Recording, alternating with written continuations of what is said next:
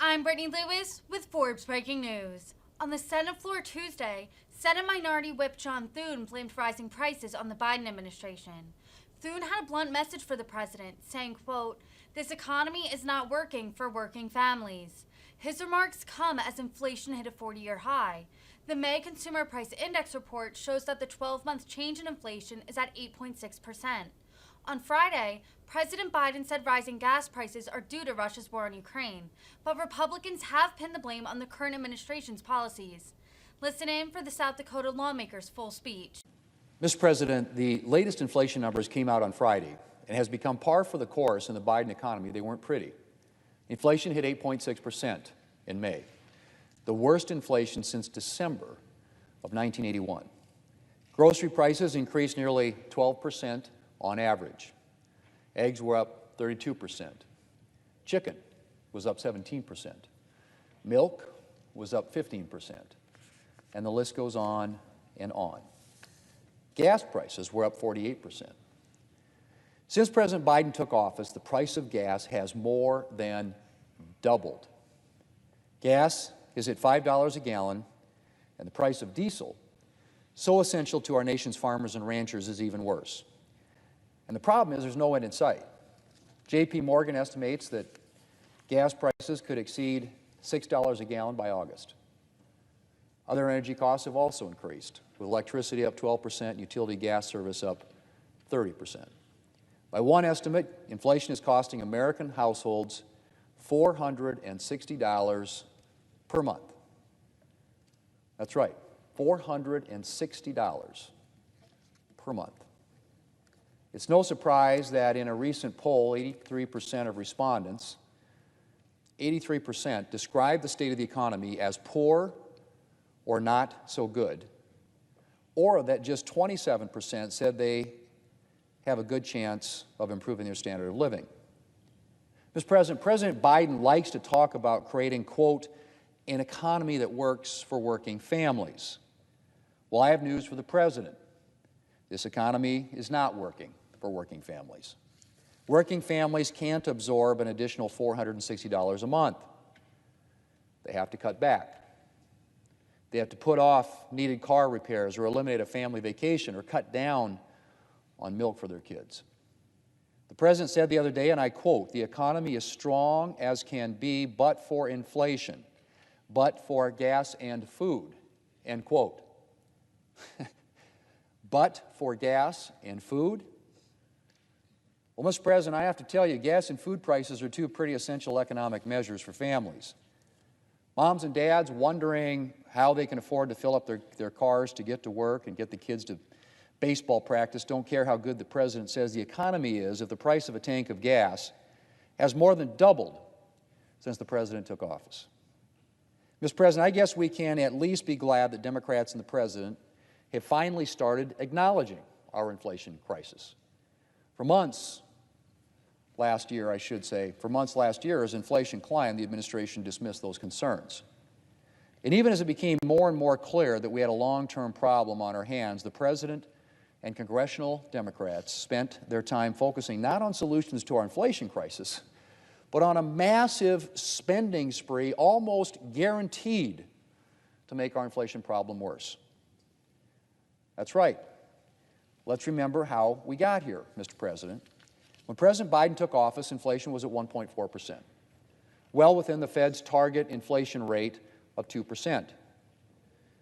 And it might have stayed there had Democrats not decided to pass a massive and partisan $1.9 trillion spending spree under the guise of COVID relief.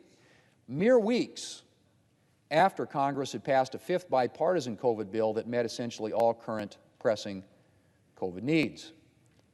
The Democrats' so-called American Rescue Plan sent a lot of unnecessary government money into the economy, and the economy overheated as a result. And you don't have to take my word for it. Here's what one Democrat economist who worked in the Obama administration had to say on the subject. This is a quote. "The $1.9 trillion American Rescue Plan passed in the early days of the Biden administration will go down in history as an extraordinary policy mistake." Now, let me just repeat that, Mr. President. The $1.9 trillion American Rescue Plan passed in the early days of the Biden administration will go down in history as an extraordinary policy mistake. That a direct quote from a Democrat economist who worked in the Obama administration.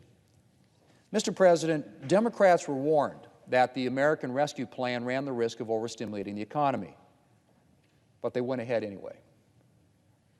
But what's almost worse was their subsequent decision to pursue another massive spending spree, their so-called Build Back Better plan, even after it had become clear that their first spending spree had helped plunge our economy into a serious inflationary crisis. And even now, Mr. President, as Americans deal with the worst inflation in decades, it's looking like Democrats are trying to revive elements of their Build Back Better plan and use reconciliation rules to pass yet another partisan spending spree. It's the triumph of big government ideology over economic reality. And if Democrats succeed in passing another partisan spending spree using reconciliation rules, Americans' economic situation is going to get even worse. Mr. President, unfortunately, there is no easy solution to Democrats' largely self-inflicted inflation crisis. But the first priority is to do no more harm. And that means no more partisan spending sprees like the Democrats' Build Back Better plan. Another big priority should be unleashing American energy production, in particular domestic production of oil and gas, to ease energy prices. High gas and energy prices fuel higher consumer prices across the board. No question about it. And unleashing American energy production would not only help reduce the price of gas, but could also help rein in prices for other commodities. Unfortunately, the President has demonstrated a clear hostility to conventional energy production, which is discouraging investment in American energy and prolonging the current gas price situation. Another thing we should be doing to help make life easier for consumers is trying to ease supply chain woes, whether that involves removing burdensome trucking regulations or passing legislation like my Ocean Shipping Reform Act. Mr. President, I'm pleased that both Democrats and Republicans have come together to support my bipartisan bill, which I introduced along with Senator Klobuchar earlier this year. And I'm particularly grateful to my fellow South Dakotan, Representative Dusty Johnson, who helped usher this legislation through the House of Representatives. The Ocean Shipping Reform Act would help ease supply chain pressures by addressing unfair ocean carrier practices, speeding up the resolution of detention and demurrage disputes, and improving the movement of goods at our nation's ports. It won't solve our nation's inflation crisis, but it should help make life easier for U.S. exporters, importers, and consumers alike. I'm very pleased that this legislation passed the House of Representatives yesterday, and it will soon be on its way to the President's desk. And I hope that we will be able to pursue more bipartisan propositions to help make life easier for American families. Mr. President, Democrats' big spending, big government agenda has resulted in a lot of pain for working families.